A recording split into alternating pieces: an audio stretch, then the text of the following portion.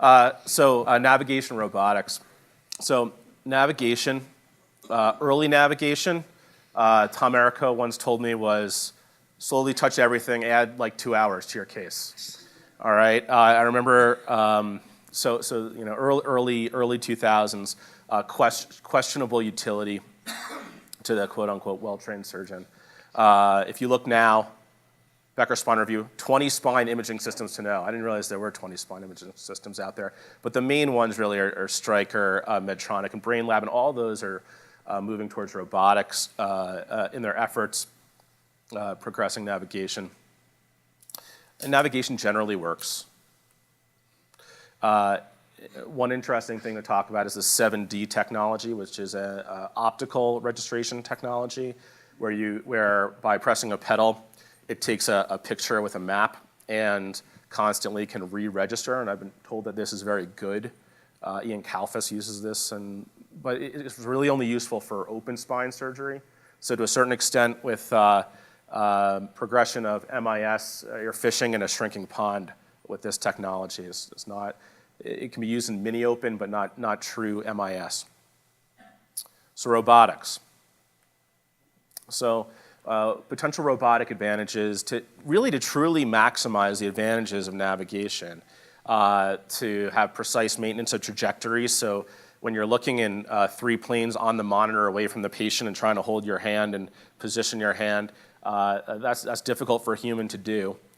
Precise depth control, same thing. And to overcome challenges when surface landmarks are obscured, prior fusion masses, things of that nature. To allow for optimal preoperative planning. So I first saw that Maser Spine Select, I think NAS like 2004, maybe Chicago, looked like a crumpled beer can.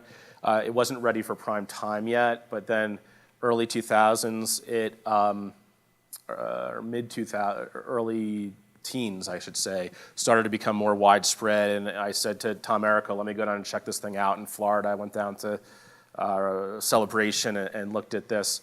And came back, he said, we don't need a robot. But what I did see down there is really planning the screw trajectory, screw sizes, screw diameters.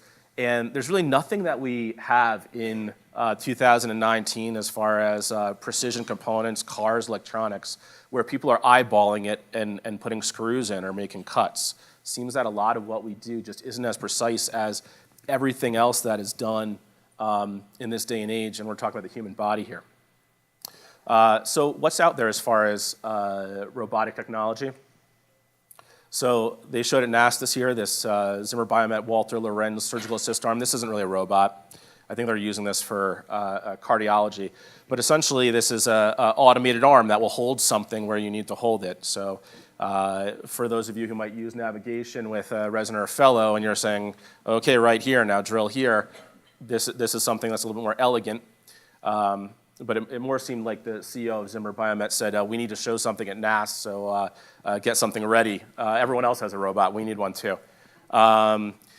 Zimmer's also working with MedTech on this ROSA robot.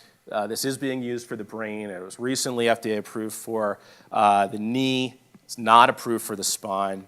You need a pre-op CT scan with this, so it cannot do like a fluoro to CT merge that some of the more advanced systems can.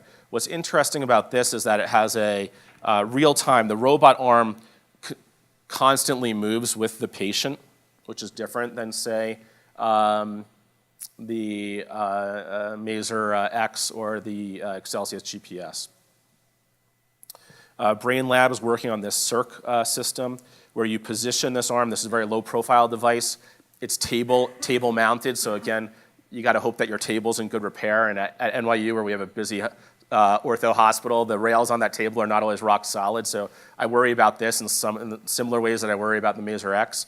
And then there's a robotic end effector that will sort of fine-tune where things need to go. This is an open platform. It's also not FDA approved yet, but this is certainly a lot smaller than Maser X and Globus Excelsius GPS. Innovasis is a very smart company for a long time. They debuted their early pulse system at NAS, so has some advanced navigation with a lot of navigation trackers that seems to mitigate some of the line of sight problems that we have with some of the other systems. In conjunction with Siemens, has both 2D and 3D imaging, and then combining everything in one place. So one monitor for your neurovision, your free-running EMG, and I'm told they'll be out with a robot in about a year. Stryker bought Mako a long time ago. They're well entrenched in navigation. Very little public information available. One of my buddies who works at Stryker says they're trying to come up with a single step, an aggressive screw where it will go right in. So rather than drilling, tapping, just putting a screw right in. Obviously, Stryker's very busy getting overhauled with K2M and moving down to Virginia. So I don't know what's going to come from them, but probably something sometime in the near future. So actual FDA cleared spinal robotics. So Maser Renaissance, this is really the original robot that started to come to widespread acceptance, which is a small frame-based robot. What they really advanced here were two things. This idea of a CT to fluoro sync. So no longer did you have to do surface registration, which is time-consuming, and also very difficult to do for MIS. But you could now take a pre-op CT and an intra-op fluoro, and the computer would know where the spine was. The other thing that they started to advance is this idea of breaking down the spine into individual vertebra and then having individual vertebral registration, which is also key technology. And in all fairness to the Maser folks, they have the longest experience with this sort of software. So there are a number of retrospective reviews, a lot of studies on combination spine select and Maser Renaissance. So here's a literature review in spine. So essentially, pedicle screw accuracy is comparable, if not better. OR time's initially longer. There is a learning curve. There is the registration piece. The radiation exposure is variable, but with climbing that learning curve, the radiation exposure definitely seems to decrease, both for the patient and the surgeon. And for young MIS surgeon, that's something that's very appealing. The multi-level procedures tended towards earlier discharge with the robot patients. Here's another retrospective review, also looking at really spine select Maser, 2018 European Spine Journal. And it was similar. So they say that the grade A accuracy is better. When you look at the grade A and B accuracy, comparable. The robot group had significantly fewer proximal facet breaches, which I think goes towards this preoperative planning on CT. When I look at my own robot cases, I'm definitely starting with the starting point more lateral with more convergent screws than I do even when I'm using fluoro. Significantly reduced intraoperative radiation time and radiation dosage. And then duration was a little longer in the robot versus freehand. Again, I think this is something of a learning curve issue. So Medtronic Maser X Stealth. This incorporates the Stealth navigation platform with the Maser X robot. I think essentially catches up to the Excelsius GPS. Again, this is a table-based system, so you have to trust your table and how solid that is. It's also a little bit difficult to probably detach and move to another room while the case is still ongoing, where the ROSA and the Globus robots can actually be wheeled out after the screws are popped in. And the Globus is what we have at NYU. We started using, I think, March last year. I'm told we have the highest utilization of a single unit in the country or the world. We actually have a robot block scheduled to share the robot at NYU. It's that busy. It has multifunctional navigation, so not only can you do lumbar thoracic, you can do cervical, you can do SI screws, you can do pedicle screws in a lateral position, and there's a lot of flexibility. It has the end effector, the tube at the end can be changed out in the future, so it's somewhat future-proof. It does allow for freehand navigation, and so if there's soft tissue issues or whatnot, you can just freehand navigate like classical freehand navigation.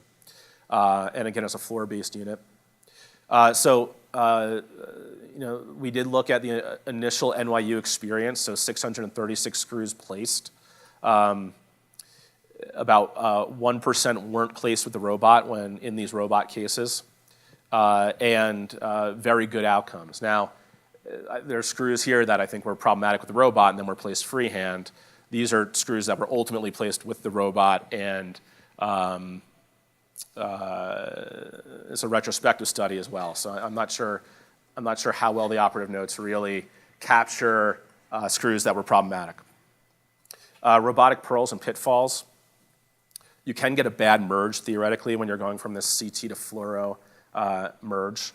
So that's important, and it's important to have good fluoro shots and higher BMI patients. That can be challenging sometimes. Skiving is a bigger issue. It's a side cutting drill has been the workhorse initially, and that can push lateral. They are coming out with a navigated burr, and we have been using sort of tubes with a burr, and since the burr is a little bit more effective tip cutting, that has mitigated some of the skive issues. The robot's much better in MIS than it is open. Traditional MIS techniques or open techniques where you're fighting the soft tissue but maintaining the appropriate trajectory, we can do it a lot better than the robot. The robot gets pushed around and is very unhappy when it's fighting soft tissue. So sometimes getting like open S1 screws can be impossible or very challenging. Spinal instability can be an issue, and I'm going to show that in a minute. Patient breathing, you don't even realize it consciously necessarily when you're putting screws in, but the patient sometimes is moving subtly. But when you have some tube end effector that's a few centimeters away from the skin, and you're seeing the patient go like this, and you're supposed to put the drill down as the patient's moving, that's somewhat concerning. And then just noise. So as you're drilling and you have this feedback of the optical camera processing, sometimes it'll show that you're more lateral on the navigation than you are while you're in motion. So here's a patient with a L4-5 unstable degen spondy, sort of going towards a grade 2 spondy, and you can see the facet joints are really spondylotic with a lot of gap and fluid in the axial MRI. And this was a robot case for me, and this patient, I was worried that the patient might listhese anteriorly. What I actually found is that the patient shucked laterally, that pushing the drill down the L4 vertebra lateral listhesed. And so patients with this sort of spinal instability can be a problem for a robot, whereas if you're doing something under fluoro or visualizing directly, again, you're going to take this into account. Here's an illustrative robotic case. This is a 50-year-old female, back and left lower extremity pain. She has a L5 radic with significant weakness. She's got retrolesthesis vacuum disc. She's got a left-sided extruded disc herniation. So we plan the screws preoperatively based off Preop CT. There is a intra-op fluoro workflow for the Excelsius GPS, which I've used also. However, the Preop CT definitely allows for more sophisticated planning. And so this is a tubular MIS TLIF. We put the headless screws in, the headless Creo amp screws in first.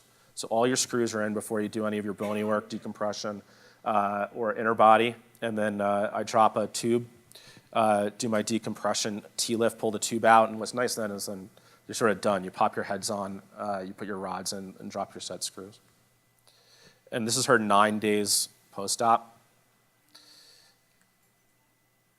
Future capabilities for some of these robots: navigated burr, tubular guidance and fixation, so showing you where your optimal tube vector and positioning is going to be, and then holding the tube rather than some rigid arm on the table that your resident or fellow is repositioning and loosening. And then TLIF inner body insertion. Where I think the robot starts to become really interesting, and it's a little bit more distant future, is where you start looking at sort of what the Mako does for a unicondylar knee, where if you could do much more aggressive controlled interbody prep in TLIF and lateral cases where you could even have a burr in the disc space, but the robot would keep you sort of coloring within the lines in a safe way, that may go a long way towards some of our fusion issues. Navigation robotics, what about AR? So Microsoft has been working on this HoloLens, and I would just submit to you that these robots are very expensive and they're bulky, and they have some cross-platform functionality, but perhaps if we could get really good navigation and planning and then be able to see with augmented reality, that may be something that we'll hopefully see during the longevity of our own careers. Thank you very much.